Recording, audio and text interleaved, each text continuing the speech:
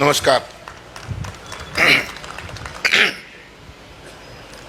400 कोटी रुपये तुमच्या तालुक्यात आजच्या सभेमुळं मिळणार आहेत म्हटल्यावर काय टाळ्या वाजवले त्याच्या आयला का तुम्ही माणसावा काय असं हे बी सांगावं लागते तिच्या लई एडी जात आहे आपल्याला काय काय करावं. अरे रामदेव बाबा शहरातल्या लोकांना टाळ्या कशा वाजवायच्या त्याच्यासाठी पैसे घेते वाजवायची कशी आणि त्याच्यात एक गंमत आहे. 5 मिनिट जर टाळी वाजवली तर 1 महिना आयुष्य वाढतंय. तुम्हाला ज्याला ज्याला आज 1 महिना आयुष्य वाढवायचं आणि वाजवा कसं वाजवतात असं मी हे काबर सांगितलं तुम्हाला तर अजून भरत शेठ बोलणार आहेत.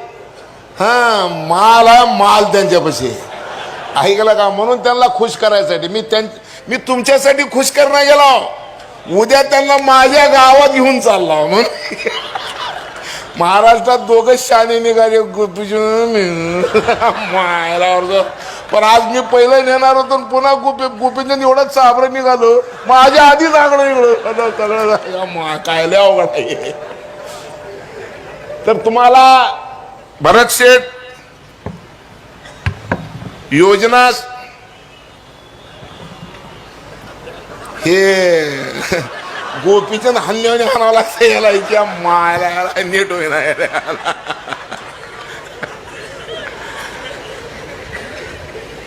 तर तुमच्या तालुक्यात काय काय घोषणा करायची ते भरत शेठ करणार आहेत. मी का आला माहितीये का तुमच्या कार्यक्रमाला? इकडून मुंबईला मंत्री पळणी म्हणून धरून न्यायचं आपल्या गावाला म्हणून मी आलो बरं का. माई शपथ दुसरं काही स्वार्थ नाही. आणि दुसरं स्वार्थ असं की गोपीचंदचं माझं खूप दिवसापासून चालू होतं की आपणाला इतर काहीतरी करायचं आहे. मी गोपीचंदला सांगितलं पण ते डोक्यात बसत नव्हतं आणि आमच्या दोघांची चर्चा झाली आणि आज म्हणलं चला भरत शेठ येणार तर आपण बी यावं. सदाभाऊ स्टेजवरचे सगळे सन्मान्य मंडळी मी सगळ्याचे नावं घेत बसत नाही. डॉक्टर आरळे आमचे मित्र आहेत काय. आणि आता मला काय सांगायचं आहे की यांनी सांगितलं की 550 मिलीमीटर पाऊस आहे. आता 64 गावात आलंय अजून 60 गाव राहिल्यात. म्हणजे तुमचं नीट व्हायची कवा वेळ आली आहे जेव्हा पंगत उठले तेव्हा तुमचं नीट होणार आहे. पावसाचं कसं आहे आता भरत शेठ तुम्ही मी लहान असताना पाऊस कसं पडायचा नक्षत्रावर. ज्याचे ज्याचे केस पांढरे आहेत त्यांनी तुमच्या माईची शपथ घेऊन खरं सांगायचं नक्षत्रावर पाऊस पडायचा का नाही. माझ्या लातूर जिल्ह्यात कसे नक्षत्र होते पडला उतरा भात खैना कुत्रा पडला मगा ढगाकड बघा पडला हस्त शेतकरी झाला मस्त पडल्या स्वाई साथी पिकतील माणिक मोती पडल्या चित्ती पडतील भीती आला पोळा आणि पाऊस झाला भोळा. असं होतं का? आता आहे का? आता नक्षत्रावर पाऊस नाही. पहिलं नक्षत्र होते 27 आता नक्षत्र आहे 2. एक ढगफुटी नाहीतर बोंबला दुसरं नाहीच काही. आणि अशा काळामध्ये ह्यांचं नीट करायचंय किती अवघड खेळ आहे. ऐकलं का? लय तुमचं नशीबच रे माई शपथ अशा वेळेला.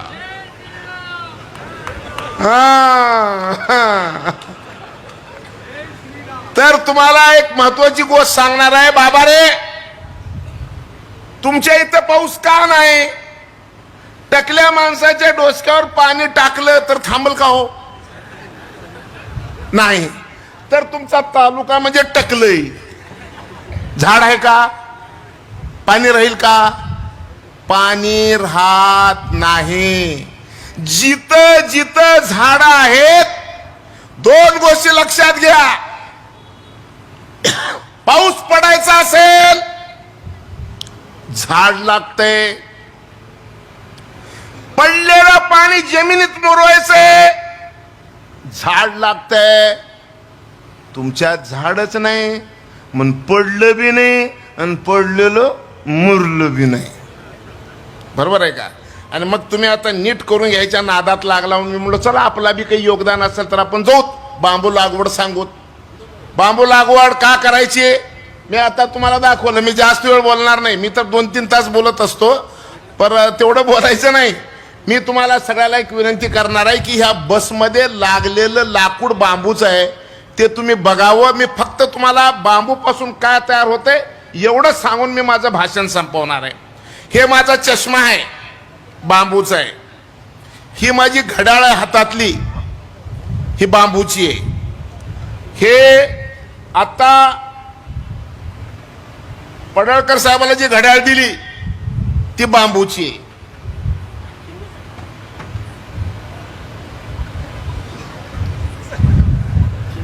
मग तुम्हाला जरा कळाव ना खेळ सगळा का आहे ते. एक कोणतरी अरे इकडं एक जण कोणतरी या. आता बघा हे टी शर्ट आहे, हे टी शर्ट बांबूचं आहे. थंडीत घातलं तर गरम होतंय आणि गरमीत घातलं तर थंड होतंय. हे टी शर्ट कशाचं आहे? बांबू पासून तयार झालेलं आहे. ठीक आहे. त्याच्यानंतर हे पायमोजे आहेत. पायमोजे कशाचे आहेत? बांबूचे आहेत. हे बांबूचे पायमोजे पायाला पाणी येऊ देत नाहीत. ज्यानं कोण सॉक्स घालणार आहेत कलेक्टर साहेब हे घालून बघा जरा. डायबिटीज जर असेल ना तर ह्याच्याशिवाय दुसरे सॉक्सच तुम्ही वापरू शकत नाही. हे ह्याचं गुणधर्म आहे. कॉटनचे सॉक्स 2 दिवस वापरलं तर तिसरे दिवस कोण जवळ बसू देत नाही. वास येईल तुझ्या माला उठ म्हणतात. हे महिनाभर जरी वापरलं तर वास येत नाही. त्याच्यानंतर आता एक काही डायरी आहे, ही डायरी बांबूची आहे. त्याच्यानंतर काय कॉफीचं मग आहे, काय कॉफीचं मग हे बी बांबूचं आहे. त्याच्यानंतर पाण्याची बाटली, काय पाण्याची बाटली बांबूची आहे. अजून आता सकाळी उठून आपण ब्रश करतो तो हे ब्रश बांबूचे आहेत. किती नमुन्याचे लागल तेवढे 4-5 नमुन्याचे. कंगवा बांबूचा. एवढंच नाही, बेंगलोरचं विमानतळ बांबूचं झालंय. लोकसभेमध्ये 5.5 लाख स्क्वेअर फीट फरशी नरेंद्र मोदी साहेबांनी बांबूची केलेली आहे. आपल्या देशात 70,000 कोटी रुपयाचं लाकूड आयात करावं लागलेलं आहे. आपल्याकडे आता लाकूड शिल्लक राहिलेलं नाही. आणि मग काही दिवसांतर 1 लाख कोटी रुपयाचं लाकूड आणावं लागणार आहे परदेशातून. ते जर करायचं असेल, ते जर बंद करायचं असेल तर बांबू लागवड करावी लागणार आहे. आता मी तुम्हाला एक शेतीतले 2 प्रश्न महत्वाचे सांगतो. एक सांगितलं तुम्हाला मी पाणी, दुसरं तुम्हाला गडी मिळतं का? गडी शेतात. गोपीचंदजी सांगलीला गेले लोक, तिकडे बेंगलोरला गेले, मुंबईला गेले, पुण्याला गेले आणि इकडे शेतात गडी मिळत नाही. आमच्या काळात कसं होतं? आमच्या बापाचे पाय दाबायला गडी, डोसकचे पायला गडी, हात दाबायला गडी. आता आपल्याला गड्याचं दाबावं लागतंय. चल रे शेताला, चल रे. उलट झालंय. गडी मिळत नाही आणि पाणी लवकर येत नाही. मग शेती कशी व्हायची? आणि मग आता शेती करायची बगर गड्याची. एकदा का बांबू लावलं की त्याला खुरपण नाही, दुंडण नाही, कोळपण नाही, खन्नी नाही, बांधणी नाही, फवारणी नाही. मग करायचं काय? कुंभाराकडे जायची आणि एक चिलीम घ्यायची, बांबू लावलं, मजेशीर धंदा आहे. ऐकलं का? एवढं मस्त शेत आहे. अरे तुमच्याकडे पीक कोणचं आहे? काय पेरता तुम्ही? ज्वारी आणि बाजरी. ज्वारी पेरणार आपल्या बायकोला लुगडं सुद्धा घेऊन देऊ शकत नाही.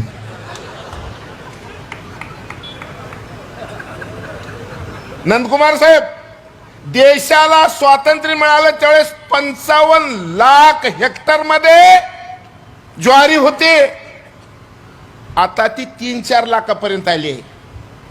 आपण जगाला सगळ्या जगाला आपण श्री अन्न खाऊ घालायची कल्पना करू लागलोय. मी ऍग्रिकल्चर मी शेतीमालाला तुमचे जे भाव ठरतं ते मी राज्याच्या कृषी मूल्य आयोगाचा दुसऱ्यांदा अध्यक्ष आहे, नंबर 1. आणि दुसरं काय, मी 2 पद या देशात भोगणारा मी एकमेव मनुष्य आहे. शेतमालाला भाव कसं ठरवायचं याच्यासाठी नरेंद्र मोदी साहेबांनी देशातल्या 7 लोकांची कमिटी केली आहे. भारतातले 7च तज्ञ, त्याच्यात मी आहे. म्हणजे वरून बी मीच आहे आणि खालून बी मीच आहे. त्यामुळे तुमचा बाजार कसं होतं मलाच माहिती आहे. ऐकलं का? मला जर तुम्हाला एकट्यात धरलं की तुमचं कसं कसं होतं सगळं सांगू शकतो मी तुम्हाला, तुमचं काय होणार आहे, कसं होणार आहे, का होणार आहे. आणि म्हणून तुमच्या ज्वारीमध्ये 5-10 हजार सुद्धा एकरला शिल्लक राहील. कडबा शिल्लक राहते का नाही मला सांगता येत नाही. इमानदारीने सांगा बरं, कडबा शिल्लक राहतंय का? कडबा सुद्धा शिल्लक राहत नाही, अशी ज्वारीची परिस्थिती आहे. मी तुम्हाला शब्द देतो, तुम्हाला 1 एकर बांबू मध्ये शेताला वर्षभर न जाता 1 लाख रुपये एकरी द्यायची जबाबदारी माझी. आता तुम्ही म्हणसाल घेईल कोण? आपल्याकडे सगळ्यात मोठं कारण आहे घेईल कोण. तुम्ही आता घ्यायची अजिबात काळजी करू नका. गेली 10 वर्ष म्हणजे नरेंद्र मोदी साहेबांनी 2014 मध्ये बांबू 1927 मध्ये इंग्रजांनी वन कायद्यामध्ये बांबूवर काही अटी लादल्या होत्या. 2017 ला नरेंद्र मोदी साहेबांनी ह्या सगळ्या अटी काढून टाकल्या. एक दिवस नरेंद्र मोदी साहेब म्हणले बांस ये घास है, बांबूला गवत केलं, सगळे ह्याच्यावरचे निर्बंध हटले. त्या दिवसापासून बांबू लागवड करायला परवानगी मिळाली. आता इथून सोलापूर किती किलोमीटर आहे? 140 किलोमीटर सोलापूर आहे. मी तुम्हाला सगळ्यात एकच गोष्ट सांगणार आहे, तेवढी ऐका. सोलापूर मध्ये एनटीपीसीचं थर्मल आहे. एनटीपीसीचं थर्मल वर्षाला 40 लाख मेट्रिक टन कोळसा जाळतं. 1 किलो कोळसा जाळला की 2 किलो 800 ग्राम कार्बन तयार होतं. तुमच्या पासून 100 किलोमीटर वर वर्षाला 1 कोटी मेट्रिक टन CO2 तयार होऊ लागलेला आहे. त्याचे दुष्परिणाम काय होणार आहेत मला माहिती नाही, परंतु येत्या एनटीपीसी जे CMD आहेत भारत सरकारचे गुरदीप सिंग, ते पण IAS आहेत गुजरात केडरचे.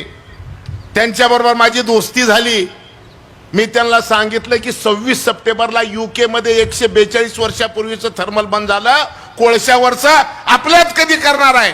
ते म्हणजे तुम्ही घेताय का जबाबदारी? म्हणलं हो. म्हणलं घेतो. कुठलं थर्मल? मी म्हणलं सोलापूर. सोलापूर का? तर मी लातूरचं आहे. मला तिकडून 120 आणि तुम्हाला इकडून 120. आम्ही म्हणलं आमच्या शेतात बांबू लावता आणि दगडी कोळशाच्या ऐवजी बांबूवर थर्मल चालवता, त्यांनी आपणाला परवानगी दिली.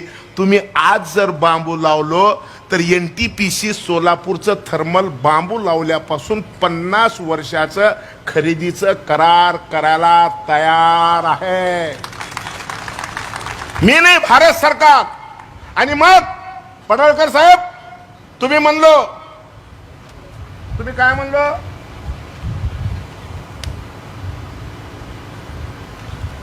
पडळकर साहेब म्हणले आमच्या तालुक्यात 4 हेक्टरचे 5 हेक्टरचे आहेत. तुम्ही भरत शेठला म्हणलं अटी शिथिल करा. रोजगार हमी योजनेच्या अटी शिथिल होत नाहीत का? तर ती केंद्राची योजना आहे. नाही नाही, बांबूच सांगणार, बांबू बी केंद्राचंच आहे. एक मिनिट ऐकून घ्या भरत शेठ. एकनाथ शिंदे साहेबाची उपकार सांगतो, तुम्हाला माहित राहा, मी तुमच्या पक्षाचं नाही पण तुमचा दोस्त आहो, बरोबर. हे लई मजेशीर गोष्ट आहे, तुम्हाला मधून आम्ही एक आहो, वरून ते शिवसेनेचे मी भाजपचं. ठीक आहे. एकनाथ शिंदे साहेब, हा तू बेवारशी, अपक्ष म्हणजे ज्याला माय नाही बाप नाही, म्हणजे बेवारस, तू बेवारस आहे साधा भाऊ. तुझा काय आहे अवघड आहे, तू कोणकडे बी जाऊ शकतो त्या लय मजा आहे तुझी. पण तू मधून आमचाच आहे यार, तू काय सगळं गुणगुण. पीठ ज्वारीचा असो का बाजरीचा असो का तांदूळ रोगीचा असो, भाकरच होती त्याच्यामुळे तू भाकरच सगळं नको. एके दिवशी 11:30 वाजता मला मुख्यमंत्री एकनाथ शिंदे साहेब म्हणले की बांबूसाठी तुम्ही एवढं बोलताय, पाशा पटेल काय करू तुमच्यासाठी सांगा. नवळे साहेब माझ्यासाठी काही करू नका. हे IAS लोक ना चांगले बी तेवढेच राहतात आणि वाकड्यात गेले की जीव वर ठेवतच नाही. पण नॉट फिजिबल लिहिलं की कोणाची बाप माय हळजणी ते पडायची खोटी. नॉट फिजिबल लिहिली सगळ्यात मी IAS लोकांना का बरं भेटून नॉन मिनिमम या एवढ्या वाक्यासाठी. एकनाथ शिंदे साहेब 11:30 वाजता म्हणजे काय करू तुमच्यासाठी. मी म्हणलं एकच काम करा, ते नंदकुमार नावाचे MRGSचे जे सचिव आहेत ना त्यांना माझं ऐकायला सांगा हो काय करून. त्यामुळे आत्ता फोन लावतो म्हणलं. आणि मग मुख्यमंत्र्यांनी फोन लावला सचिवाला की नंदकुमार साहेब, पाशा पटेल आणि तुम्ही रोजगार हमी योजनेमध्ये एकत्र काम करा. एकनाथ शिंदे साहेब सांगितल्यानंतर योजना भारत सरकारची, शेठ योजना भारत सरकारची, राज्य महाराष्ट्र, भारतात कुठेही बांबू लागवडीला 1 रुपया मिळत नाही. देशात एकच राज्य आहे, त्याचं नाव महाराष्ट्र आहे. आपण रोजगार हमी योजनेतून 7,40,000 रुपये देतो, बोलले एकनाथ शिंदे आणि केले नंदकुमार. तुम्ही बी अधिकाऱ्याला भेट जावा आणि तर असं उलट केले की आपण काहीच करू शकत नाही. त्यामुळे आमचं तर जमून घेतलं नंदकुमार नाही. आता तर आमचं दोघांचं लय मस्त नातं आहे. महाराष्ट्रामध्ये एक समिती तयार झाली, chief minister environment sustainable development task force, त्याचा मी एक्झिक्युटिव्ह चेअरमन आहे आणि माझं को चेअर नंदकुमार साहेब आहेत. आता मी गेलो म्हणजे म्हणून घेतलो, त्याच्यामुळे काही अडचण नाही. आता काय बी सांगा तुम्ही, मी करून देतो. ऐकून गुपिचून ते को चेअर आहेत माझे. आणि मग आता नीट ऐका, आता काय झालंय, पडळकर म्हणले जमीन जास्त आहे. पडळकर साहेब एक सूचना करतो, 5 हेक्टर जमीन असेल, 4 हेक्टर जमीन असेल, बायकोच्या नावावर अर्धी करा. तुम्हाला बायकोच नाही त्याच्यामुळे तुमचा विषयच नाही, तुम्ही लवकर करून घ्या. ऐकलं का, म्हणजे बरं जमल काही तर खेळ. फोड करा बाबा. त्याच्यामुळं जमिनीची फोड करा. तहसीलदार साहेब कुठे आहेत, तहसीलदार कुठे आहेत, तहसीलदार आहेत का कुठं. तहसीलदारने ठरवलं तर किती दिवसात फोड करू शकतो खरं सांगा मॅडम.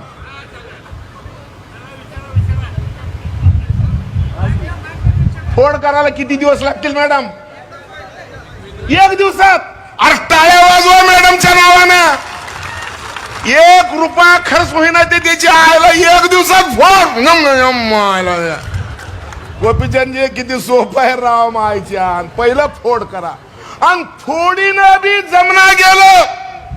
मित्रा नावाची आदरणीय देवाभाऊने, देवेंद्र फडणवीस साहेबांनी मित्रा नावाची एक संस्था स्थापन केली. म्हणजे थोडक्यात महाराष्ट्राचं ते नीती आयोग आहे आणि आपल्या महाराष्ट्राचे निवृत्त IPS officer, IAS officer Praveen Singh Pardeshi साहेब त्याचे प्रमुख आहेत. प्रवीण सिंग परदेशी साहेबांनी बांबूला म्हणजे आम्हाला मित्रामध्ये ऑफिस दिलंय. ऑफिस तर दिलंय, पण भरत शेठ येत्या 3 महिन्यात वर्ल्ड बँकेकडून प्रवीण सिंग परदेशी साहेब बांबूला पैसे आणून देणार आहेत. किती? 10,000 कोटी रुपये. 10,000 कोटी रुपये. आणि 10,000 कोटी रुपये कशासाठी खर्च करायचे?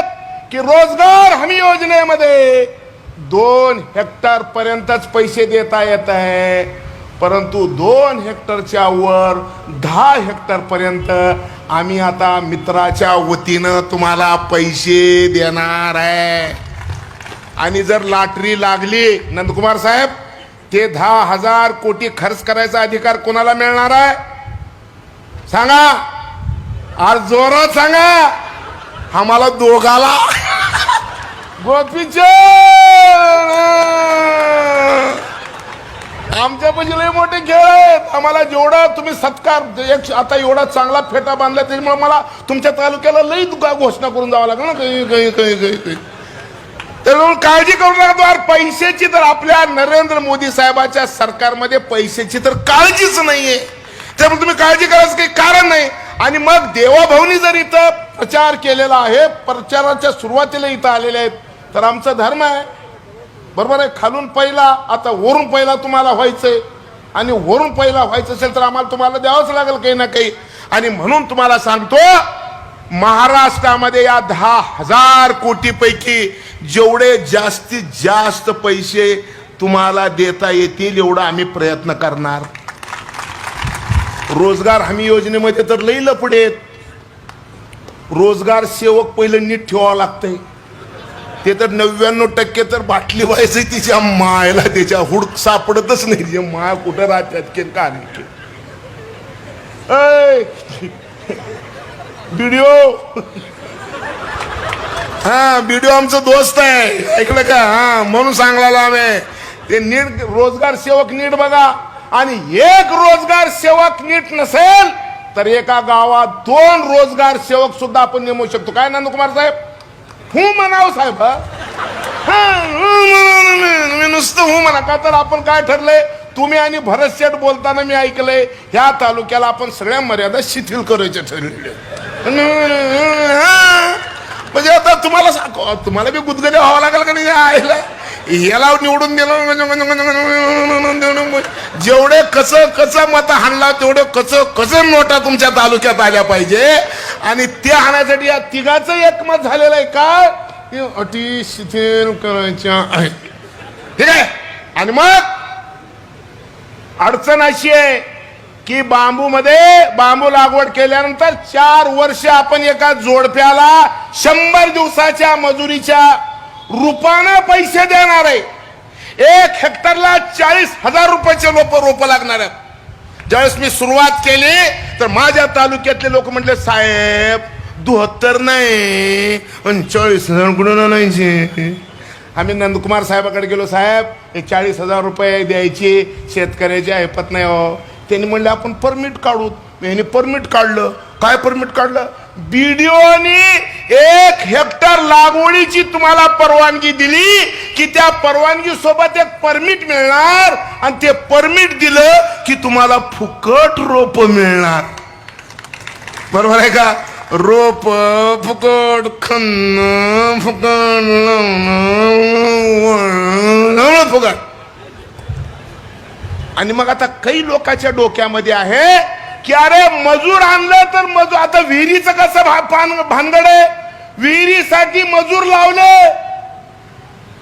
मी रोजगार हमी योजनेमध्ये विहीर केली माझं, मी मजूर लावले. मजुराच्या नावावर पैसे आले आणि ते घेऊन गेले. आपल्याला निवडणुका लढवायच्या असतात, महागाई बी येत नाही.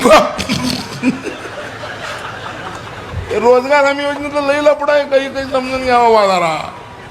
आणि मग आम्ही आता असं ठरवलं, नंदकुमार साहेब तुम्ही मोबाईल मध्ये नका बघू, आता सभा होईपर्यंत. हा उगा होऊच म्हणायचं काय बी. हो उद्याचं बघू तिच्या माला का होतंय ते होतं. आज हो म्हणायचं. मंत्री आपल्या संघ, तुम्हाला काय प्रॉब्लेम आहे? मंत्री नोटीस. आणि मग आपण आता काय ठरवलं की घरी असणाऱ्या नवरा बायकोला आता जॉब कार्ड देता येत आहे. तुम्हाला बाहेरचे मजूर लावायची गरज नाही. तुम्हीच मजूर म्हणून तुमच्या शेतात काम करायचं, 100 दिवसाची मजुरी तुम्हाला मिळणार. हे खोलून सांगावं लागतं हो. बरोबर आहे का? मुंबई जेव्हा महाराष्ट्राला मिळणार म्हणल्यानंतर प्रचंड भाषण मुंबईमध्ये झाले, टाळीच वाजत नव्हती. पण आचार्य अत्रे उठले मन आणि म्हणले मन मुंबई महाराष्ट्राला मिळाली की ह्या चौकापासून ह्या चौकापर्यंत बैलगाड्या उभ्या करायच्या आणि त्या नोटा कचाकचा भरून ठेवायचं, एवढे पैसे मिळाल. खरं लोक ठोळा वाजले म्हणून कोटी लाख यांना काही कळतच नाही. त्याच्यामुळं तुम्हाला तुमच्या बायकोची आणि तुमची 100 दिवसाची मजुरी या योजनेत तुम्हाला मिळणार. म्हणजे 100 दिवस कुठं कामाला जायची गरज नाही. बांबू एकदा लावलं 3 वर्ष कापता येत नाही. मग 3 वर्ष खावं काय? तर 3 वर्ष ही मजुरी मिळणार तुम्हाला, नंबर 1. आणि दुसरं 3 वर्ष आंतरपीक बांबूत येतंय. ज्वारी पेरा, तुरी पेरा, काय बी पेरा येतंय. म्हणजे आंतरपीक बी येतंय आणि बांबू बी वाढतंय. 4थ्या वर्षापासून बांबू तोडा येतंय. बांबू तोडलं, एका एकरला 40 टन, कमीत कमी 30 टन, एका टनाला 4000. आळशी शेतकरी असला आणि 30 टन निघाले तर 4 त्रिकम 12, म्हणजे एका एकरला 1,20,000 रुपये बांबूचे मिळणार. तुम्ही म्हणणार तोडणार कोण? त्याची काळजी करू नका. मी आता एक ट्रॅक्टर आणलोय 3 लाख रुपयाला. भरत शेठ, 3 लाख रुपयाला ट्रॅक्टर आणलोय आणि 6 महिन्यामध्ये त्या ट्रॅक्टर एक मशीन बसवणार आहे. एक मशीनचा पार्ट बांबू तोडून आणि दुसरं धरून तोडून, त्याचे बी आपण संशोधन करून घेतलं. त्याच्यामुळे तुम्हाला त्याची बी गरज नाही. आपला पण तोडणं होईल आणि सोलापूरला निघून जाईल. ठीक आहे. आत्ता तुमच्यासाठी काय करायचंय तर 3 वर्ष अशा पद्धतीनं. आणि जर समजा तुम्ही बांबू नाही लावलो, 288 नंबरचं जे तालुका आहे त्या तालुक्यावाल्यानं लक्षात ठेवा. माणसाचं भविष्य, आता मी जरा स्टेजवरच्याला सांगतो. स्टेजवरचे डॉक्टर आरडे काय, तुम्ही सगळे स्टेजवरचे माणसं. आता मी तुमच्यासाठी भाषण करत नाही, मी जरा आता मुंडी बदलतो, ह्यांना शिकवतो. का तर हे लई असं कुठं होतंय काय म्हणलं की गेलं बोंबल, त्या मायला पाणीच गेलं. त्यामुळे ह्यांना फिट करावं लागतं, ह्यांना फिट करतो जरा मी. आता स्टेजवरच्यानो नीट ऐका. आयपीसीसी म्हणजे inter governmental panel on climate change नावाची संस्था 1988 पासून 198 देशाला एकत्र घेऊन 1100 शास्त्रज्ञांनी 2015ला 400 पानाचे रिपोर्ट जाहीर केलंय. त्या रिपोर्ट मध्ये सांगितलंय काय, रिपोर्ट काय सांगितलंय का, 2050 ला, नीट आहे का, 2050 ला हवेतल्या कार्बनचं प्रमाण 450 ppm होणार आहे. हवेचं कार्बनचं प्रमाण किती पाहिजे? 350 ppm. आता झालंय किती? 422 ppm. आणि या पृथ्वीवर 1 नाक, 2 डोळे, 2 कान, 2 हात आणि 2 पाय अशी आकृती जिवंत राहायची असेल तर हे कार्बनचं 450 ppm होऊ देता कामा नये, तर तुम्ही सगळे जिवंत राहणार आहे. आणि मग हे कार्बन जर एवढं जाऊ द्यायचं नसेल तर जग सांगतंय झाडं लावा. तुमच्या तालुक्यात फॉरेस्ट किती आहे?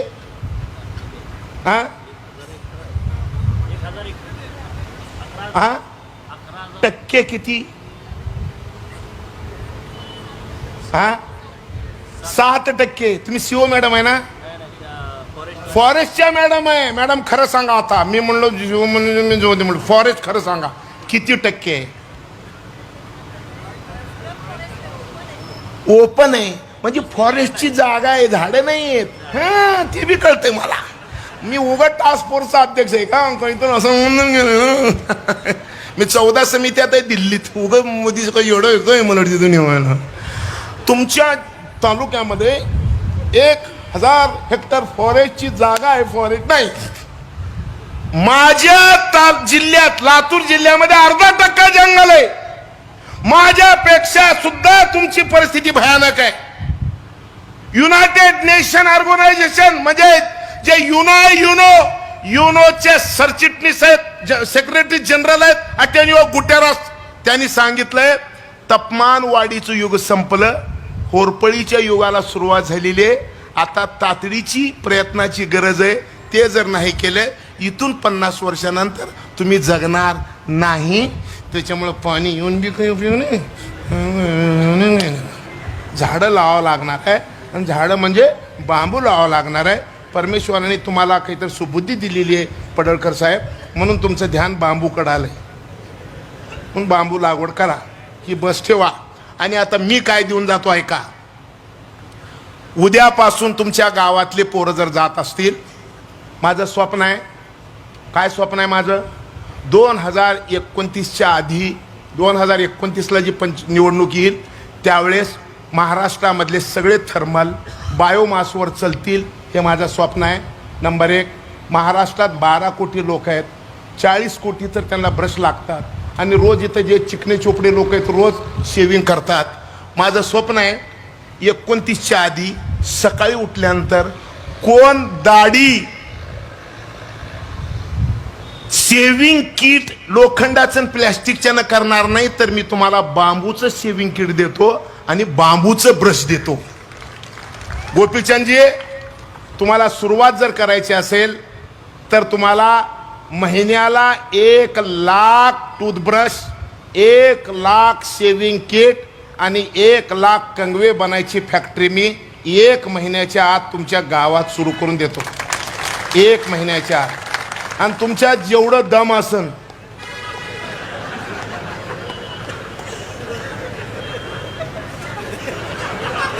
येन रे अप्पा येन धंद्यादारी नाही तर उगा छुंजळीक बघ मुंजळीक बघ म्हणायचं नाही. हा रोक्का कुठ रे हे रोक्का लय मोठा माणूस आहे तुमचा. तुम्ही जर नीट काम केलं तर तुमच्या प्रत्येक गावात बांबूचं उद्योग सुरू करायचा शब्द हा पाशा पटेल देतो. बांबू येईल तवा येईल, बांबू येईल तवा येईल तुमचा. पण उद्या आसाम मधला बांबू आणून तुमच्या इथं उद्योग सुरू करायची जबाबदारी माझी, एवढा शब्द देतो. ही गाडी प्रत्येक ग्रामपंचायत मध्ये येईल. ह्या गाडीत पलीकड जे बांबू आहे ते जर बघितलं तुम्ही तर तुमच्या लक्षात येईल बांबू कसं राहतंय. का तर आता मी टी शर्ट दाखवलो, लोक मध्ये मला आहे ना सरकलं का काय हो, बांबू पासून कुठं टी शर्ट तयार होते का? इडी जात आहे. अरे विज्ञान लई पुढे गेलंय. म्हणून तुम्ही ते सगळं बघा. ए मामा, तर तुम्ही ते लाकूड बघून जावा. आणि बीडीओ साहेब, लोकरे साहेब, मला एक बार महिन्याला एकदा जीव घालतं तुमचं बीडीओ मला रस्त्यावर आहे कोल्हापूरून जाताना. म्हणून एक काम करा, ग्रामसेवकाला सांगा कुण्या गावाला हे 2 तासाची पिक्चर बघणारे हात वर करा बांबूची. ह्यापका ह्याला नीट लाईनीनं करा. 2 महिने ठेवून घ्या, 3 महिने ठेवून घ्या. माझ्या काय बापाचं आहे, दिलंय शिंदे साहेबाने. फटणेवाली की फटी धोबी बेटाच्या आपलं काहीच घेणं देणार नाही. त्याच्यामुळे मला माझ्या घरचं जायचंय का. म्हणून तुम्ही जर आता तुम्ही मंत्री महोदयाला पटवलो म्हणून एवढं तुम्हाला मी गाडी दिली. गाडी माझी नाही, गाडी त्यांचीच आहे. त्यांना माहित नाही त्यांची आहे म्हणून, मला माहिती आहे. कुणाची बी लागणार वाडा रे तुझी माय तुझ्या का बापाचा आहे काय करू वाडा तसा पण वाडा म्हणून मोकळा झालेला. ठीक आहे. तर त्याच्यामुळे तुम्हाला अजून काय काय लागतंय सांगा. मी एकदा तुमच्या सगळ्या कार्यकर्त्याबरोबर सुद्धा बसायला तयार आहे. मी खरं जर बोललो तर 3 तास बोलू शकतो, पण माझी आज बोलायची इच्छा नाही. पण जाता जाता एक वाक्य सांगून मी माझं भाषण संपवतो. वाक्य काय? पुन्हा एकदा कलेक्टर साहेब, 47 डिग्री म्हणजे कलेक्टर साहेबाला सांगितल्यावर तुम्हाला सगळ्याला कळलं. कलेक्टर साहेब, तुम्ही जर सायन्सचे जर असलो, मला माहित नाही काय ते, 47 डिग्री टेम्परेचर झालं. किडनी, हार्ट आणि ब्रेन फेल होत आहे. दुबईमध्ये म्हणजे दिल्लीमध्ये यावर्षी 52.9 झालं आणि दुबईला 64 झालं. आत्ता पृथ्वीवर मानवजातीचं अस्तित्व शिल्लक राहायचे दिवस संपलेले आहेत. त्याच्यामुळं तुम्हाला मला हे काम करावं लागणार आहे. तुम्ही जर महिन्याला एक बैठकीत नुसतं उगं फोन करून जर तहसीलदारला आणि BDOला ताणलो तुम्ही तरी दंदना पळतील. तुमच्या हातात सगळं आहे आणि तुम्ही आता तिकडून इकडं आले, बरोबर आहे का? तर तुम्ही हे काम करावं अशी मी तुम्हाला विनंती करतो. आणि एकच गोष्ट सांगतो साहेब, काय झालं आहे, दुबईमध्ये वार्षिक पर्जन्यमान 70 मिलीमीटर आहे. वर्षाला दुबईमध्ये 70 मिलीमीटर पाऊस पडतंय. यावर्षी दुबईमध्ये एक दिवसात 170 मिलीमीटर पाऊस पडलाय. तुतीकोरीन तामिळनाडूमध्ये 960 मिलीमीटर पाऊस एक दिवसात पडला. अरे 3.25 फूट पाऊस 8 तासात पडला. 3.25 फूट पाऊस जर 8 तासात पडलं तर तुमच्यापैकी कोण जगणार आहे मला सांगा साहेब. लिबिया नावाचा एक देश आहे, लिबिया देशामध्ये डेर्ना नावाचं शहर, एक रात्री 18 महिन्याचं पाऊस त्या लिबिया डेर्नावर पडलं. 1.25 लाख लोकसंख्येचं शहर वाहून गेलं. 40,000 डेड बॉडी सापडल्या. तिथल्या राष्ट्राध्यक्षांनी विनंती केली जगाला, डेड बॉडी ठेवायला प्लॅस्टिक द्या, का तर एवढ्या माहिती आम्ही एका दिवसात करू शकत नाही.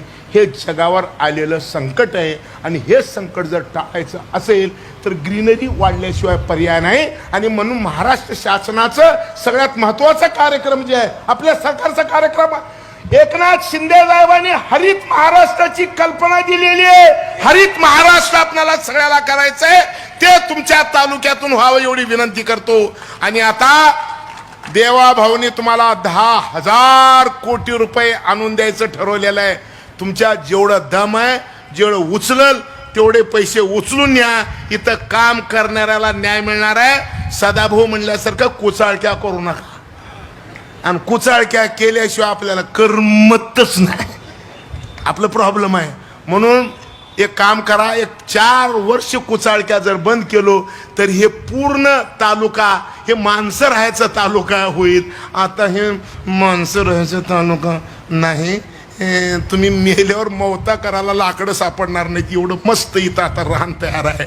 हे भयानक सत्य आहे. या सत्यातून आपल्याला बाहेर पडायचं आहे. आणि तुम्हाला एवढा चांगला आमदार सापडलाय, खरंच या आमदाराच्या नावानं टाळी वाजवा, खरंच वा. आणि आता सगळ्यात महत्वाचं काय माहितीये का, भिकाऱ्याला किती अक्कल असती. भिकारी भीक मागत गेला, आम्ही आमच्या गावात बघतो, रोटी वाढे माय म्हणते. आणि ज्या घरात वासरू दिसलं तिथं रोटी वाढ म्हणत नाही, ताक वाढे माय म्हणते. म्हणजे घर बघून त्या भिकाऱ्याला बी अक्कल येते. तुम्ही आम्ही तर त्याच्यापेक्षा शहाणे आहो. म्हणून आता भरत शेठकडून पैसे काढायचे असतील तर अशी मस्त टाळी वाजव. आता भरत शेठ आपलं मार्गदर्शन करतील. मॅडम तुम्ही येऊ नका, मी सांगतो, ऐकलं का? हां मी सांग, भरत शेठ मार्गदर्शन करायचे.